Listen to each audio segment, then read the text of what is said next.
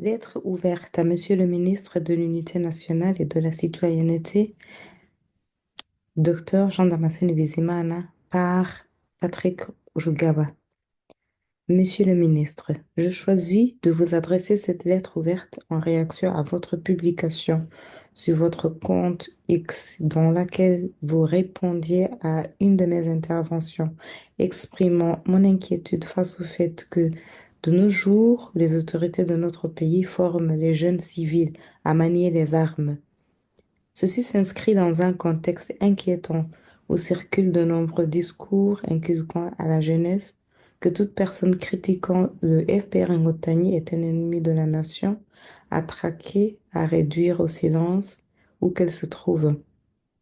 Ce message est d'ailleurs repris dans plusieurs discours de hauts responsables du régime du général Kagame, incita ouvertement les jeunes à s'opposer à la montée des voix venues de la jeunesse de la diaspora considérée comme ennemie du pays.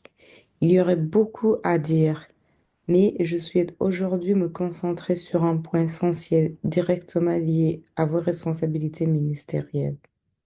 Avant toute chose, je tiens à vous reprocher d'avoir fui le débat que vous aviez pourtant vous-même initié.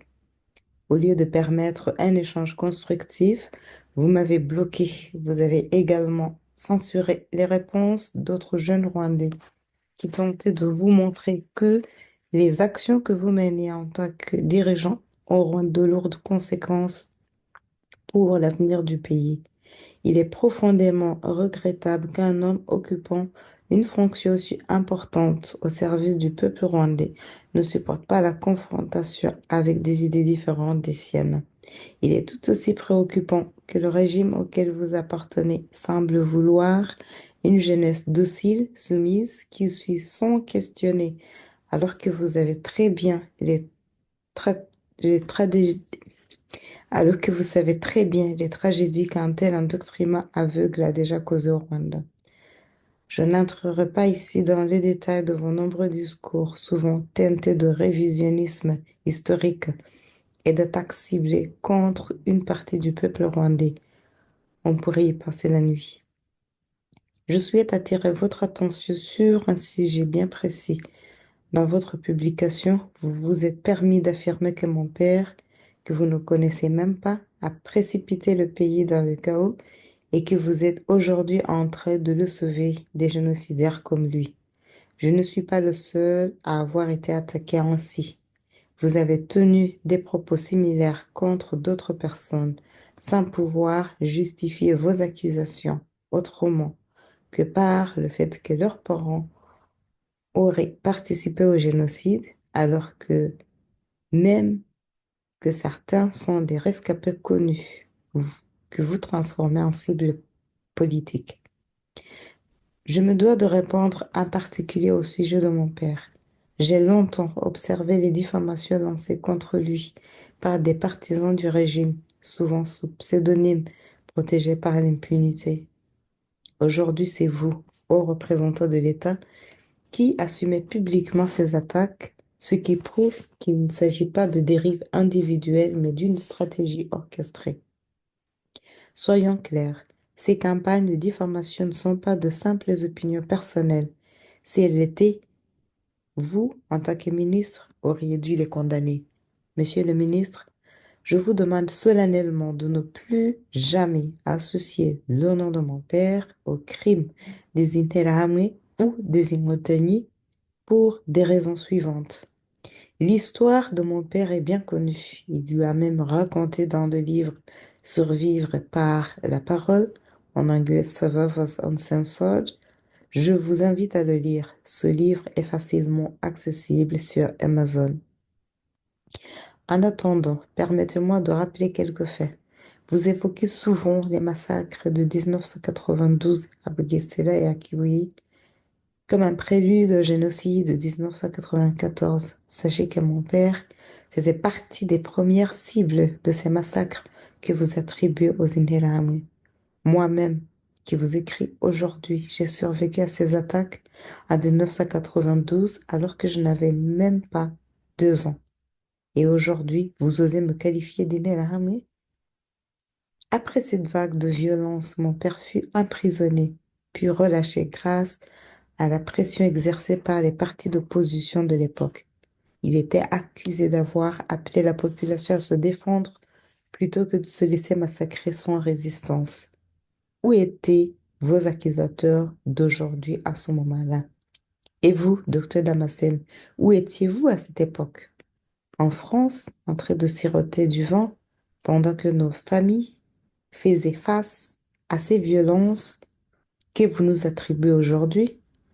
Vous vous dites aujourd'hui défenseur passionné du FPR Ngotani et vous affirmez que les gens devraient remercier le FPR avant même Dieu pour les avoir sauvés. Mais lorsque mon père et d'autres se battaient contre le régime MRND pour dire que les Ingotani étaient eux aussi des Rwandais et qu'ils avaient et qu'ils devaient pouvoir rentrer au pays, qu'avez-vous fait? Où étiez-vous? Que faisiez-vous quand nos familles étaient persécutées pour cette position, déportées ou tuées? Peut-être êtes-vous de ceux qui n'apparaissent qu'après la victoire pour piétiner la mémoire de ceux qui ont résisté en les salissant du Nodinelahamwe. Vous parlez beaucoup du génocide, mais pouvez-vous nous dire où vous étiez durant ces événements? L'avez-vous vécu?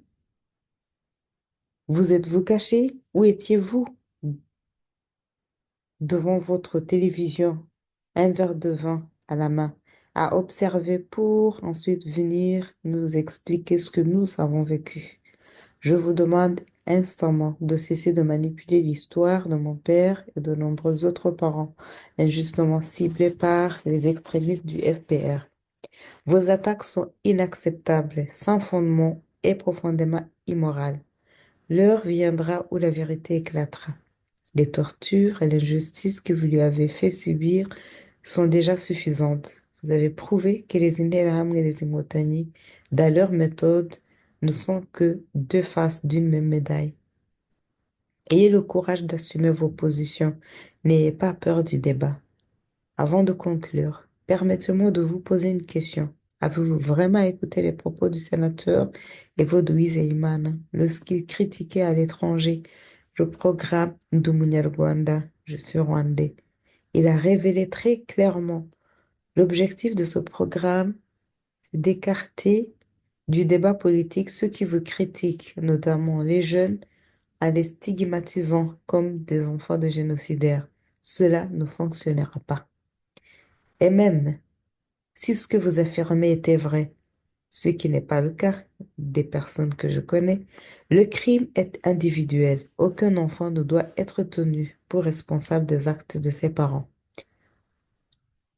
Et si vous tenez à poursuivre cette logique, commencez donc par Madame Jeannette Kagame, première dame du Rwanda. Voici un document officiel des Nations Unies prouvant que son père a été condamné pour sa participation au massacre de 1959.